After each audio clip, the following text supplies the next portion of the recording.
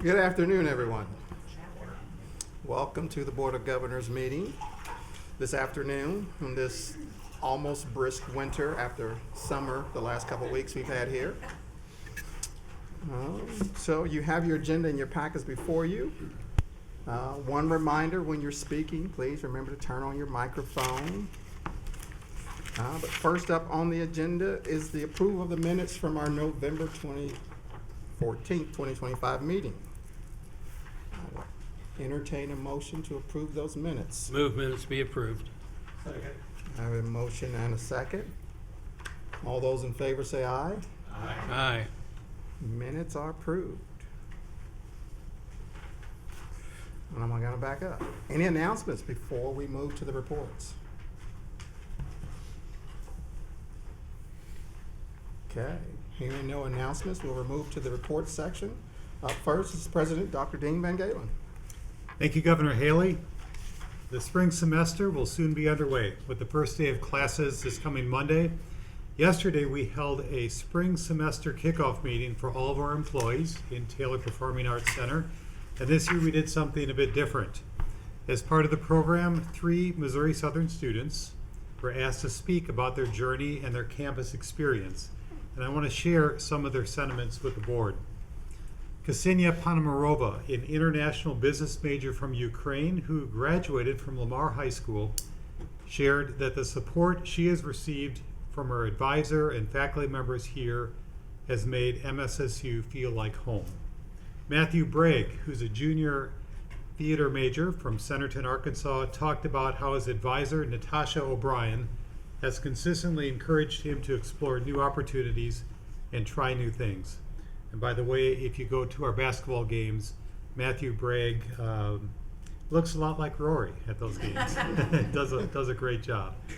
The third student, Yulissa Gomez Delgado, is a business administration major from Knoll, Missouri. And she talked about how she toured several universities before choosing Missouri Southern. And she said our campus's smaller size has created a strong sense of community for her, and she couldn't imagine attending anywhere else. It was really a great reminder of the impact that we have on our students and our larger community. Prior to the holiday break, the university sponsored many engaging events, some of which are described in my written report to the board. Today, I especially want to highlight the Green and Gold Tours, the most recent of which was in Sarcoxie. This initiative connects Missouri Southern with key area high schools. Admission staff visit with students, peers, teachers, and the events culminate with a scholarship giveaway at a local high school basketball or football game. The Green and Gold Tours are really excellent opportunities to recruit students, and they're also a great way to demonstrate the university's commitment to the region that we serve. Over the past 4 years, MSSU has brought 15 Green and Gold Tours to 15 different high schools in Missouri, Kansas, Oklahoma, and Arkansas. The next Green and Gold Tour stop will be in Webb City on January 27th. Special thanks goes to the admissions team, often joined by colleagues from University Marketing and Relations and Marketing, as well as Rory, for leading these efforts. This coming year, 2026, will include some important milestones for our university. Over the next 12 months, we can look forward to the opening of the Roy Blunt Health Science Innovation Center, a transformational facility that will bring new immersive learning opportunities for students and will serve as a new front door for Missouri Southern for prospective students and our community. We are making plans for a grand opening event in August, just prior to the start of fall classes. Other milestones this year will be the reopening of 2 newly renovated spaces, the Leggett and Platt Athletic Center and the Mays Student Life Center. We will also commemorate the 100th anniversary of the Alumni Mansion, built by Buck and Ethel Buchanan in 1926. And we'll do that with a series of events, including at this fall's homecoming. And we look forward to surpassing the Lions Forward campaign goal of $42.7 million, and to seeing the impact that this philanthropy has on our university and its future. While there is much to look forward to this coming year, 2026, the year will also certainly bring a challenging environment for Missouri's public universities and colleges. Next Tuesday, Governor Mike Kehoe will deliver his State of the State address, after which we will have clarity on the governor's proposed budget for higher education. Our statewide leaders, including the state auditor and the House Budget Chair, have already made some pretty clear statements that we are entering a difficult period of time for the state's budget. Major factors leading to this situation include depletion of Missouri's COVID-related reserve funds and decisions made that reduce state revenues, such as recent legislation that eliminates capital gains tax. There is no doubt that next fiscal year, and likely beyond that, we are unlikely to see significant new investment in higher education and hopefully no reductions. That said, we will continue to advocate for MSSU with elected officials and work closely with our board to ensure our university remains fiscally sound and prioritizes its core educational mission. To end on a positive note, the campaign to create awareness and leverage our expanded statewide mission is fully underway, and board members have been provided with a brochure you can see in front of you that highlights the 3 pillars of our statewide mission. You'll also notice our new tagline, Explore Boldly, Care Deeply, and Impact Globally, corresponding to each of those 3 pillars. To close my report, I want to share with the board a brief video recently created as one of the many tools that we will use to communicate our new statewide mission and the opportunities that it brings to our students, our community, and our state. With thanks to the Statewide Mission Campaign Committee, I hope that you will enjoy the video. Every new day at Missouri Southern State University opens the door to meaningful opportunities. Immersive learning, health and life sciences, global education. These 3 pillars form the foundation of our mission. I've always learned best by doing. When I could shape ideas with my own hands, everything clicked. I enjoy helping others, but I never considered what it could look like as a career. I grew up in a rural area where people rarely traveled abroad, and I always wondered what waited beyond my small town.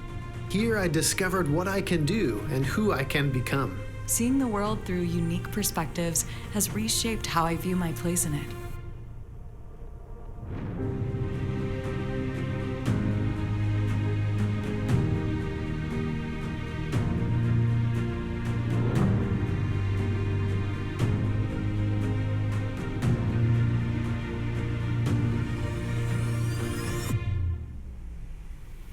At Missouri Southern, we grow and change with purpose.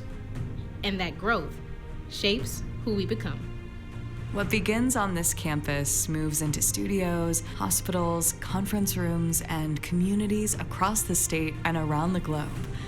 This is Missouri Southern State University. Explore boldly. Care deeply. Impact globally. One expanded mission, Built with lion pride.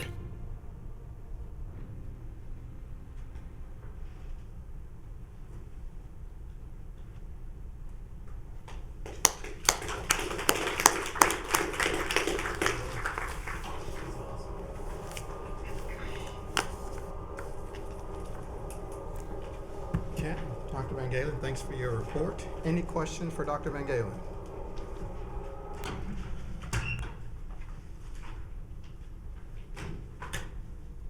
None, not one. Okay, thank you. Next up is report from our Provost and Vice President of Academic Affairs, Dr. Lisa Thomas. Good afternoon. I'll begin by talking a little bit about some of our immersive learning. Our Department of Art and Design, along with MSSU Missouri Small Business Development Center, hosted the 12th annual Nanette Philibert Business of Art Symposium at the Ralph L. Gray Alumni Center, November 12th. This professional development event for studio art and design majors highlighted some of the resources, issues, and concerns that creatives need to navigate as they plan to pursue and/or continue their professional practice. Guest speakers included master mold maker and figurative sculptor Kent Kidwell, Saatchi & Saatchi art director June Pham, out of the Northwest Arkansas office, and a recent alumnus, Leggett and Platt Creative Services graphic designer Jacqueline Kidd. Our theater division's play, which was called River Stories, and it was written by Assistant Professor Natasha O'Brien Davies, played to 1,056 area middle school students, campus community members, and the general public. And if you had an opportunity to see it, it was delightful. Social science and international and political affairs students traveled to the American Model UN, right? That didn't quite flow right. Nations Simulation in Chicago, November 22nd to 25th. This is something of a competition, and they represented the country of Sierra Leone. The students had been preparing for this event in Dr. Bill Fisher's Model UN course, so it is a course connected to the competition during the fall 2025 semester. On December 4th, the Language and Literature Department hosted Chelta Ray, who is the intern specialist for Crystal Bridges Museum of American Art in the Momentary, and Deborah Parker, who's the People Services Coordinator at Crystal Bridges. They taught a session on internship opportunities. More than 24 students and faculty from a range of departments turned out to hear about the wide variety of internships at the museum. The students conducting research with Dr. Alismar. Dr. Alismar is out of our kinesiology department. And a Pendle device. This is PENDL. It's quite interesting. If you were in the rec center last fall, you might have seen students just kind of floating in a contraption like a harness. And this was actually researched to gauge the impact, the positive impact of that weightlessness and the movement without the restriction of weight on people who had problems with shoulders. Particularly that project was the effect on their shoulder injuries. They received an undergraduate research grant from the American College of Sports Medicine, Central States, and they will present their project at the annual meeting in March. And students that were involved in that research were very excited. They felt like the area physicians supporting them in this gave them some clout, particularly in their medical school applications. So they were really pleased with that. Lastly, the Department of Elementary and Secondary Education has just approved to disperse $1,000 grants for spring 2026 student teachers as a part of the Missouri Teaching, Recruitment, and Retention State Scholarship Program. This was a grant that was awarded from the state, and of the 74 student teachers that will be participating this spring, 41 students met the qualifications. Student teachers had to be Missouri residents as defined by the institution's policy and not employed by a school district. The students don't know this yet. I guess they will if it's going to be in the media.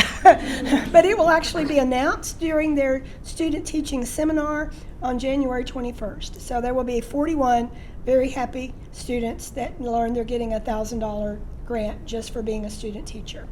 And that concludes my remarks. I'll be glad to answer any questions. Questions for Dr. Thomas?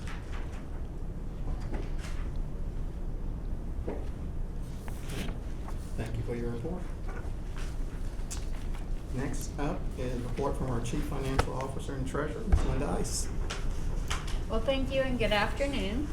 I'll begin talking about the FY25 audit. The federal compliance supplement has been issued and there were no significant changes. The long form audit will be formally approved later in this meeting. Then that will complete the review for the fiscal year 2025. FY27 budget. The budget process is ongoing pretty much year round. We are always keeping an eye on enrollment and retention. We pay attention to what's going on with state support throughout the legislative session, and we monitor and track any additional expenses and savings that come along throughout the year to incorporate for FY27. The Mays Student Life Center, the bids are out on the street and they are due back at the end of January, and we are really excited to be able to get started on this project. It will occur primarily between February through August in anticipation of reopening for the arrival of students this coming fall. Be really exciting to see that renovated. The Roy Blunt Health Science Innovation Center continues to move along. I feel like every week we have a new milestone, and it's just really exciting to see. Of course, a lot of it is going on inside the building right now.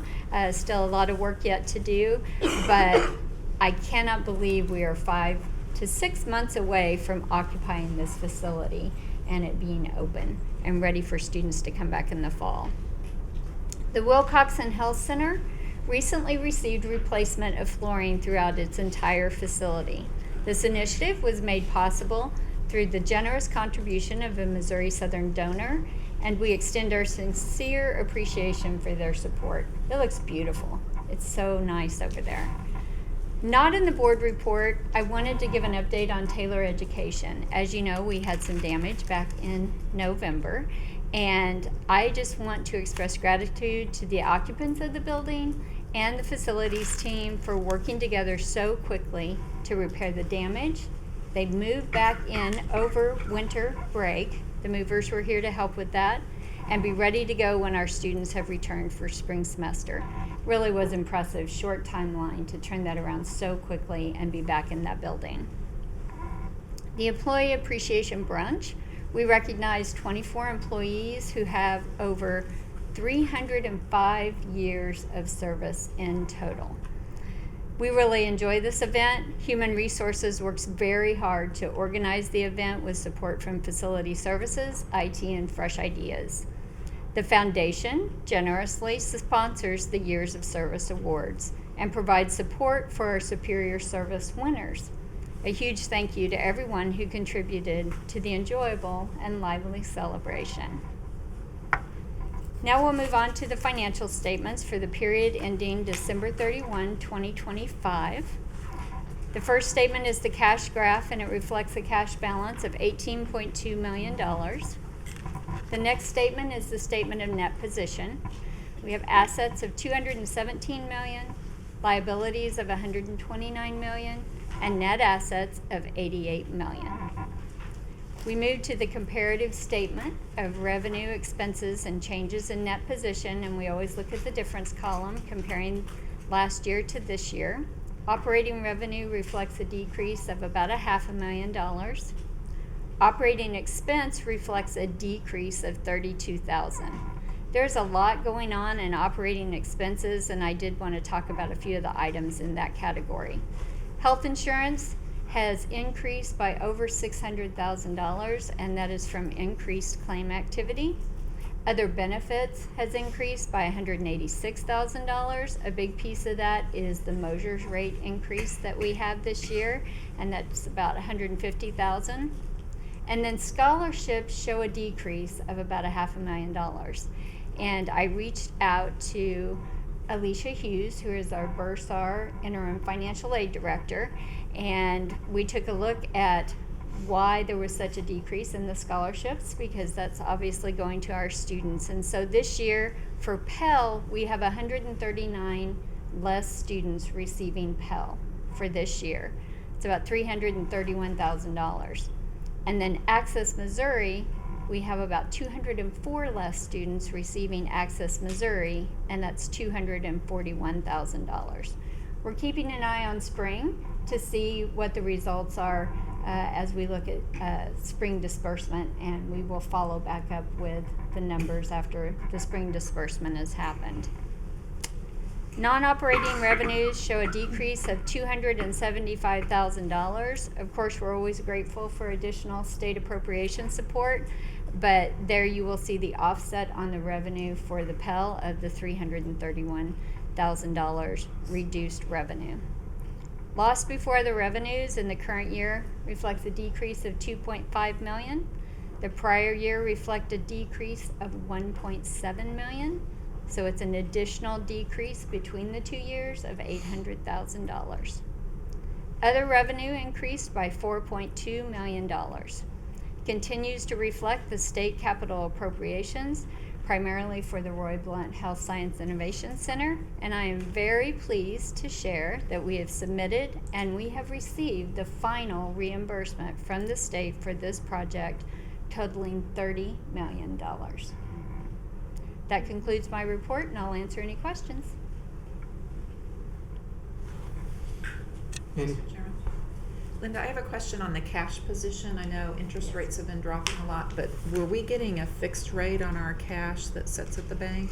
It is not a fixed rate. We've had a pretty decent rate for a long time. It was around 4, but it's at about 3.7 to 3.9 right now. That's still pretty good. It's Okay. still pretty good. Yes, ma'am. It is. And I think that is a range in our contract with the bank, right? It is a range. I don't have the specific language in front of me, but yes, we've actually done really well under this particular contract and the interest that we have been receiving on our funding.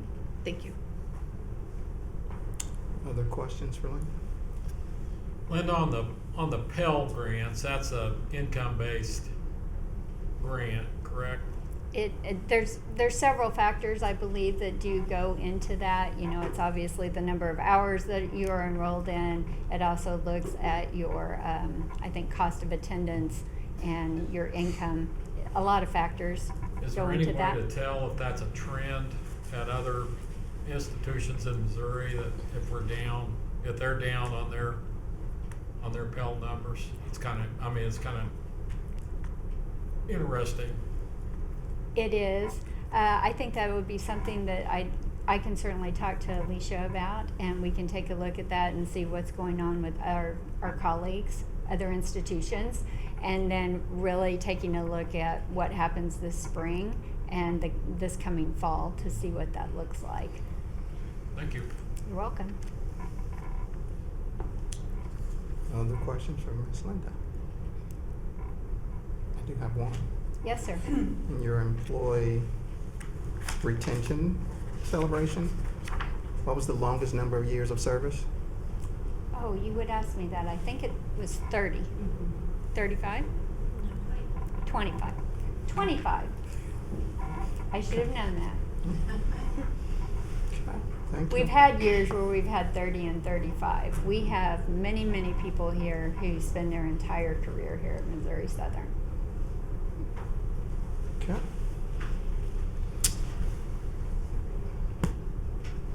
Any other questions for Ms. Ice? Okay, and I need a motion to approve the financials. So moved. Second. Got a motion and a second. All those in favor say aye. Aye. Any opposed? Motion carries. Thank you. Next up is report from our interim vice president of university advancement, Ms. Michelle Wood. Good afternoon. I will highlight key updates relating to fundraising progress, statewide mission expansion, and alumni and donor engagement. First off, I'll start with the Lions Forward campaign. As of late November, the campaign has raised $40.5 million toward our $42.7 million goal, placing us at 95% completion with 18 months remaining. This puts Missouri Southern in a very strong position as we move into the final phase of the campaign. What is especially important is how these funds align with our priorities. Enhancing student experience has exceeded the goal at 134%, reflecting strong donor support for scholarships, student success initiatives, and co-curricular opportunities. Fostering academic excellence and building the campus of the future are both nearing their goals as well.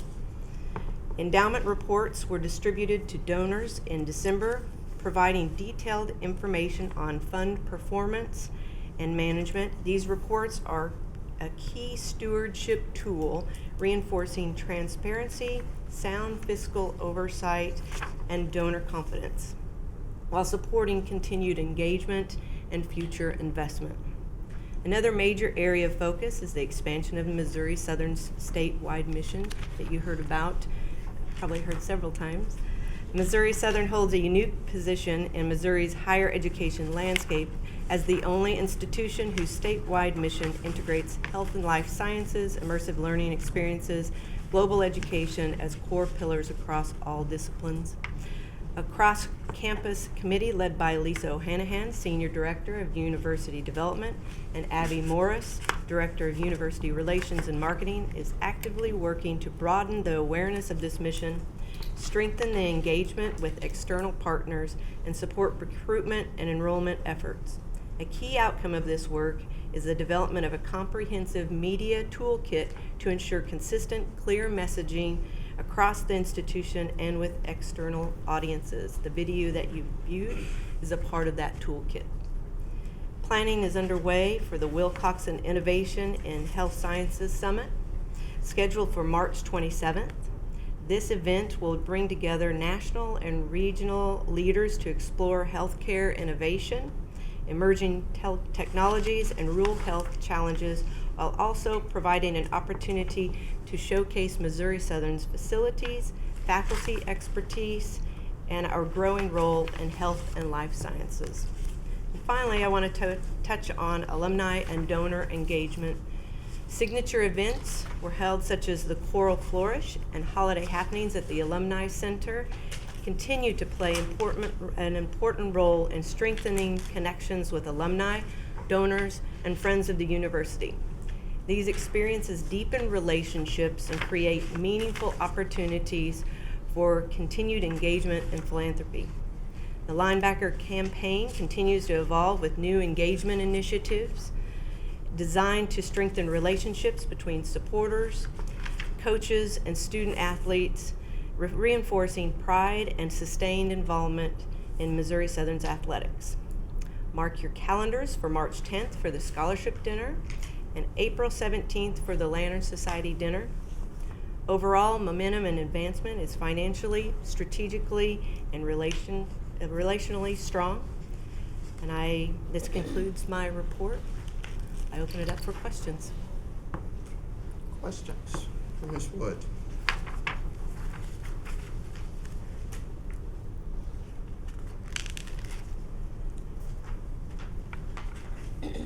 Hearing none, thank you. We'll move on to our next report from Associate Vice President Admissions and Enrollment, Dr. Shelley Hewitt. Thank you, Governor Haley. Admissions and Enrollment Services continues to execute a coordinated recruitment and retention strategy combining targeted marketing, high-impact student programs, and strong campus visit conversion activity. Early indicators show sustained strength in health and STEM programs and continued regional demand beyond Missouri.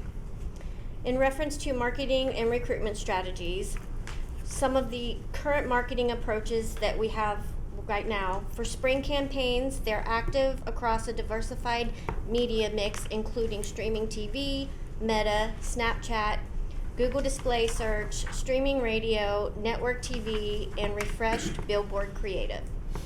Additionally, strategy is increasingly program-specific, coordinated, and data-informed. Other strategic initiatives for marketing include the Mission Toolkit and Statewide Expansion Strategy, which you've heard about, student media preference research, new program marketing onboarding, transfer and international student community college recruitment communications, and scholarship promotion and rave system integration with social media. The key takeaways here is marketing is now more strategically aligned to enrollment priorities and academic program growth. Next, I'll share a little bit about our Global Leaders Program. So we had 23 new students for the fall 25 semester. There is a strong representation in biomedical sciences, business, education, psychology, and other health science, social science, and arts fields. This program provides students with development impact through many leadership and professional growth activities. The outcomes of this program are delivering measurable gains in communication skills, professional readiness, and leadership development, supporting the institution's goals for student success and workforce preparation. Moving on to Fall 25 campus tours, which directly impact our recruitment funnel. So these are individual tours, not group tours. So 150 prospective students toured our campus. 235 guests attended, indicating strong family involvement in decision making. Our top academic interests of these students included health sciences, biology and sciences, education, business and technology, our exploratory students, and confirms continued dominance in health and STEM with a broad interest across other disciplines. Students visited from 6 different states, and the key takeaway here is Missouri Southern continues to show strong regional draw and cross-border recruitment momentum. In summary, recruitment operations are active, diversified, and increasingly strategic. Campus visits and global leaders programs are functioning as strong engagement and yield drivers. Enrollment demand remains strong for health and STEM programs with sustained interest in surrounding states, and the goal is to support both near-term enrollment stability and long-term strategic positioning. And that concludes my report, and I'm happy to answer any questions you might have. Any questions for Dr. Hewitt?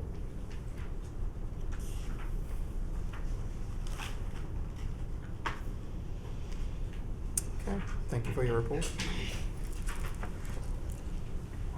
Next up is the report of our Director of Athletics, Mr. Rob Mallory. Thank you, Governor Haley. Our student athletes continue to be great students. The fall 2025 semester was another great one in the classroom as they collectively earned a 3.25 GPA. We had 10 programs record a team GPA of 3.2 or better, led by women's golf and softball. Individually, 187 students earned a 3.5 or higher, including 78 who were a perfect 4.0. All told, that brings our department cumulative GPA currently to a 3.32. This is the 15th consecutive semester that department GPA has been above a 3.0 and is the highest cumulative GPA on record, which dates back to the 2007-8 academic year. Since we last met, we've announced 2 new head coaches. In November, Josh Moore was promoted to head volleyball coach. You may recall he served as the interim for the fall 2025 season, taking over after the sudden resignation of a newly hired head coach last spring. Josh did a great job in very difficult circumstances, and our returning student athletes are completely bought into his vision and plans for the volleyball program. Last month, we named Elliot Chatterton the new head coach of the women's soccer program. Coach Chatterton comes to Missouri Southern from Neosho County Community College. He had a very successful 5-year stint there coaching both the men and the women. He led a dramatic turnaround of the women's program, taking them from 0-18 to 13-1-3 before transitioning full-time to working with the men's team, ultimately taking that team to a junior college national runner-up finish in 2024. Coach Chatterton actually lives here in Joplin and was commuting to Chanute, so this worked out well for him and his family as well. And then lastly, next week is the NCAA convention that's going to take place in Washington, D.C. Expectation is that this will be one of the more eventful conventions in recent years. Division II membership will consider 16 legislative proposals and 1 resolution. I'll highlight 3 of those legislative proposals. One would be to establish women's flag football as an NCAA emerging sport for women. This will put legislation in place around that sport to govern playing in practice season, scholarship limits, and things like that. Another would be to move to the NCAA Power Index for NCAA championship selections. Currently, for postseason selections, a committee of administrators and coaches review and interpret various pieces of data to make selections. This would move everything to a formula-based model. The NPI, the NCAA Power Index, would be the sole metric used for postseason selections. NPI includes, it's a weighted formula that includes things like winning percentage, strength of schedule, home versus away results, and quality wins. And then the last piece that I would highlight and what I expect to be the most highly debated piece of legislation is a proposal to move to a 5-season of eligibility model. Currently, and for as long as NCAA sports have been around, we have used a 4-season of eligibility model. Division II has put out there this proposal to move to 5 seasons over 10 semesters. If adopted, this would go into effect August 1 of 2026 and would apply to student athletes who are on rosters here during the 25-26 academic year. So this will be a highly debated legislative proposal, and if passed, would certainly be a landmark change in the landscape of college athletics. That concludes my report. I'm happy to take any questions. Questions? Rob, what's your opinion on the proposed eligibility? My extension? personal opinion on the legislation or whether or not it's going to pass? Your opinion. You can't control it. Sure. I think the legislation as it's currently written and proposed is poorly crafted. I'm not inherently opposed to the idea of 5 seasons of competition. There was data used to justify this proposal, indicating that 37% of Division II student athletes need more than 4 years to earn a degree, and if 5 seasons of eligibility would allow students a better opportunity to earn those degrees, I think that could be a good thing. 5 seasons could also, I think, improve retention by allowing student athletes to get involved and on the field in competition earlier in their playing careers. But as crafted with an August 1, 2026 effective date, and including our current seniors, I think implementation of this is incredibly messy. It's a short time frame to figure out how to manage it. There's significant cost involved for institutions, or you're put in a position where you have to choose between trying to bring back a contributing senior or bring in a developing prospect. So I don't think it's crafted the way that it needs to be. I would have rather seen either a delayed effective date or have it effective for students enrolling next fall and moving forward. So as is, it's hard for me to support it, not because I'm opposed to 5 seasons of competition, but because of the way this specific piece of legislation is crafted. Thank you. Other questions for Mr. Mallory? I do have one. The NPI, if it does pass at the NCAA level, when do they plan to implement it? Next fall. Next fall? Yes, next academic year. And I do anticipate that will pass when we vote next week.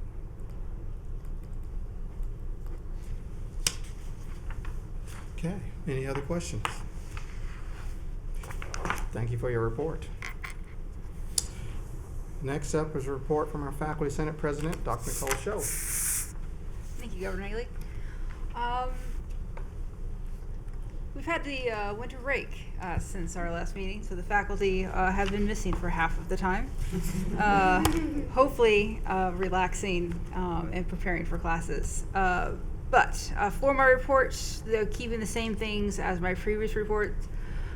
We've been aiming to increase broader faculty engagement. This has continued. Scott Snell joined us for our December meeting to discuss with us the Center for Integrated Educational Excellence and perhaps more importantly, the upcoming implementation of the American with Disabilities Act web content accessibility guidelines that go into effect in April, which will require all of our online materials to meet certain accessibility requirements, including alternative text for images, descriptive labels for hyperlinks, things like this.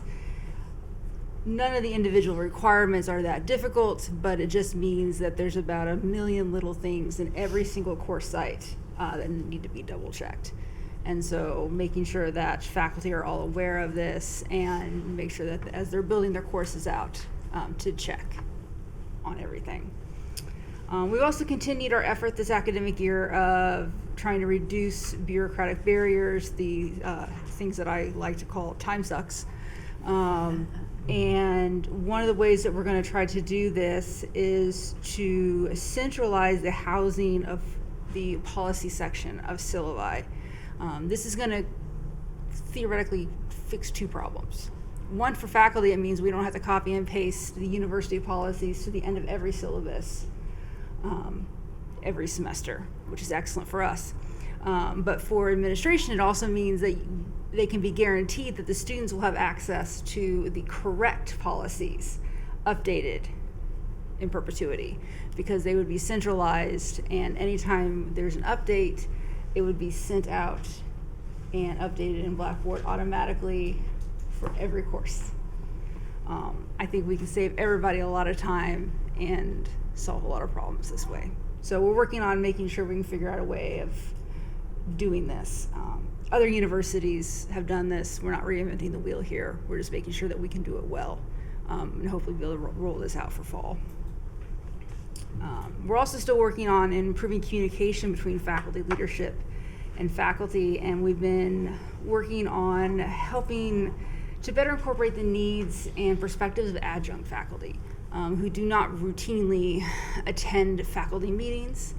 And so it can sometimes be difficult to figure out what their concerns are and how policies impact them. And so we've been working on ways of sort of increasing communication with our adjunct colleagues who do teach a great number of courses for us in our programs. So that concludes my report, and I'll be happy to answer any questions. Questions for Dr. Shaw?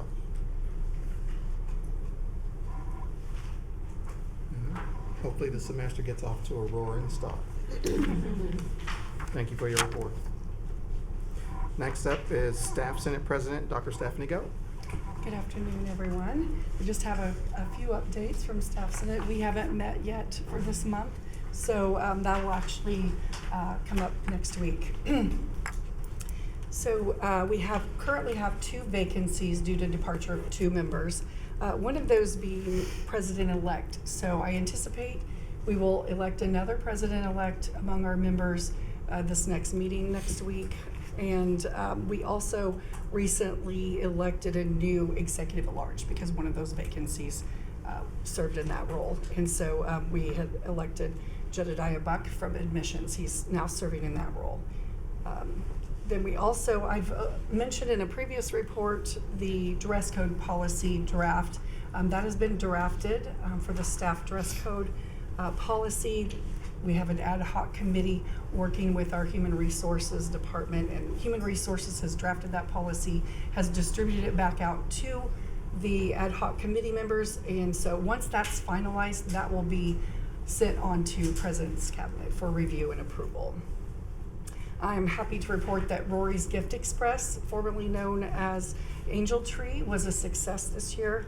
The staff community service committee collected, wrapped, and distributed gifts for 66 children of our Missouri Southern students, and that's an increase over last year. We had that's an increase of 10 compared to the previous year.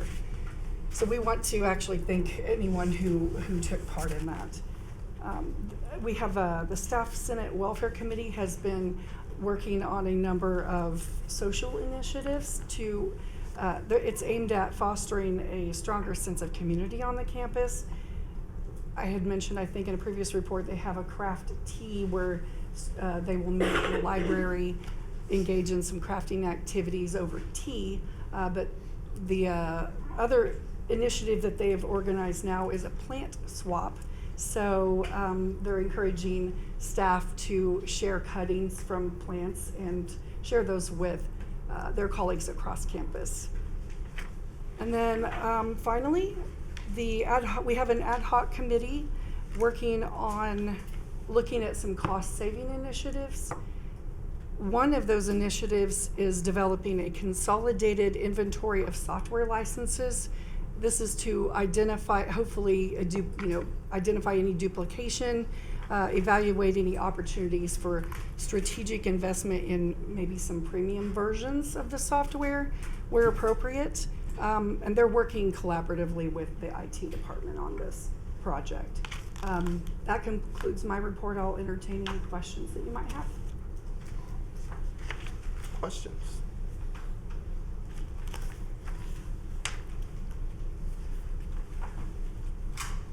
I do have one quick question. The dress code policy, you guys want to wear more ties or? I think they want every day to be Casual Friday. I'm just kidding. Not even a Southern tie? Maybe. They're on sale at the bookstore. All right. Well, thank you for your report. All right, next up is our Student Senate President, Ms. Morgan Robinson. Thank you, and good afternoon, everybody. the students have also been missing for about half the time since our last meeting. But we did have a great close to the fall semester with a beautiful holiday happenings event and commencement ceremony. Student Senate was able to close the semester by adding in 3 new vacancies to our roster, so we're really excited about that. And yeah, the students have been enjoying a nice long break. And as far as progress for getting your new student representative, we were sitting at 2 applicants per the verbiage. Ideally, we would have had 3 to send to the governor with a recommendation. We did have many who were interested, but unfortunately didn't meet the requirements, such as mainly being a Missouri resident. So we did decide at the end of the semester to close off new applications, and then we'll be getting started as soon as the semester kicks back into full swing, and getting those applicants interviewed and continuing that process to hopefully have your new student representative shortly, if that can be approved by the governor. So that should conclude my report. If there's any questions, I'd be happy to answer them. Any questions? I do have one. What'd you do for Christmas? For Christmas, I got the flu. Unfortunately. Okay. Well, hopefully the next semester then will be better than your Christmas break. Okay. That is my hope. All right. Well, thank you. Thank you. All right. Next up, we move to our board committee section. First report is personnel and compensation. We chose not to meet. It is a secret. Okay. Well, thank you, sir. Next, academic affairs, chaired by Governor Morgan. Good afternoon, everyone. This morning, the Academic Affairs Subcommittee met, and we have several proposals that need to be ratified by the full board. First, the Academic Affairs Subcommittee approved sabbatical recommendations for Drs. Michael Howarth and Dr. Rabindra Bhattacharya. And those were approved, and so I need a motion from the full board to ratify that. I'll make that motion. Second? All those in favor say aye. Aye. Any opposed? Those sabbaticals are approved. The next item was the approval of the undergraduate certificate in agricultural business program as presented and approved by the Academic Affairs Committee. I'll move to approve that. Do I have a second? So moved. Second, Governor Rosenberg. All those in favor of those approvals? Aye. Any opposed? They are approved. Thank you.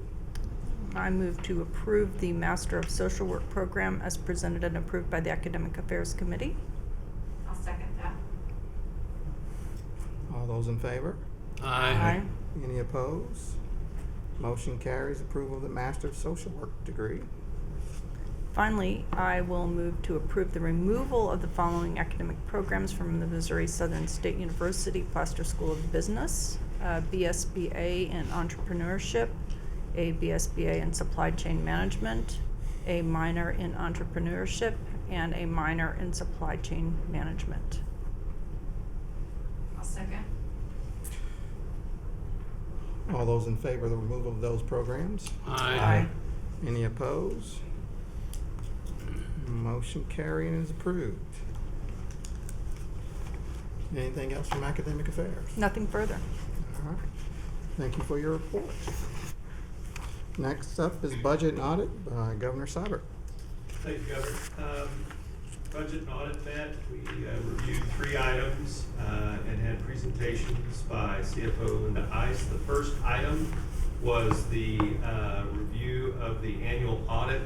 And if you all will recall, in our November meeting, Ryan Sylvan from Forvis Mazard presented the budget review, the audit review at the time, and he referred to it as the short form And what was missing at that point was the understanding of what the student financial aid portion of the budget would entail. We weren't sure when that was going to come, but those became clear, and now they were able to complete the student financial aid portion of our audit. And so during our audit discussion, we are now going to ask for your support to vote for the approval of the long form of our audit, which completes our audit for fiscal year 25. And I am very happy and proud to announce to the board that this again is a clean audit. And before we vote, I think it's okay to clap, and I'd like to thank Linda and her staff. We do not take that lightly. And with that, we will look for a motion to approve. Motion to approve the audit. Second. Second by Governor Moore. All those in favor say aye. Aye. Any opposed? The long form of fiscal year 25's financial audit is approved. Thank you, sir. Next item was the audit contract extension with Forvis Mazars. As we heard in our committee meeting, one of the things that our auditor has added is a concurrent reviewer. And this is a individual with the firm that has never seen the audit process with the university. So these are referred to as fresh eyes, and that we can be assured that we are not getting a rubber stamp view of an audit process. So I think this is critical for us as a board to understand that even though we have had the same audit group for a number of years, and we are going to ask for another year of extension, we should take comfort in the fact that we have fresh eyes on our audit each year, and I think that's important. So I will ask for the board to approve for a 1-year extension of the original contract with Forvis Mazars. I've got a real quick question. We've talking about the number of years, and we might refer this to Linda, Mr. Chairman, if that's okay. Sure. But this dates back to Baird, Kurtz, and Dobson days, the contract that we're on, and when this merging came of the firms, the new firm chose to honor the old existing contract with extension availability to it. So it's not like we've had just the same, we don't have the same tired old auditor sitting in there every year, and this is a number of different people. We have some that stay the same, and we rotate in new as well. And then the fresh eyes from the concurring reviewer makes it go through a process where we have fresh eyes every year. Right. Awesome. You looking for a motion, Mr. Chairman? I would. I would move that we do the 1-year extension with, take them up on that offer again this year. Motion, do I have a second? I'll second. I have a second for Hendricks. All those in favor say aye. Aye. Any opposed? The 1-year extension for our audit contract with Forvis Mazars is approved. Thank you. Thank you, Mr. Chair. One last item from the committee is the Mays Student Life Center contract authorization, and the committee brings forward to the full board a motion to authorize the university president to engage in a contract agreement with a contractor for the Mays Student Life Center low-level renovations. Motion, do I have a second? I'll second that. Motion and a second. All those in favor say aye. Aye. Any opposed? That motion carries and is approved for the Dr. Van Galen to authorize a contract for the renovations of the lower level of Mays Student Life Center. That concludes the committee's activities. Perfect. Thank you, sir, for your report. Next up is old business. Any old business to come before the board?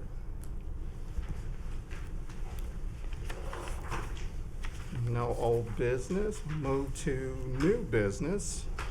I have one item for new business as the university is looking to expand our university mission and be more engaging on campus. The board would like to be more engaged in that process as well. So we would like to engage and start an ad hoc committee of the board for campus engagement and vibrancy and student engagement. So we want to be involved. So I will entertain a motion to create an ad hoc committee of the board. So moved. Do I have a second? I'll second that. I have a motion and a second. All those in favor say aye. Aye. Any opposed? Thank you, thank you. Future dates you see in your packet, March 13th and June 11th. We do have need to go in executive closed session due to RSMO 610.021 Section 3. But before we do that, we do have a little media presentation we have to attend before we go into closed session. So we will need a roll call. Need a motion. Motion to go into closed session. I'll make a motion to go into closed session. Second. Second. Now we need roll call.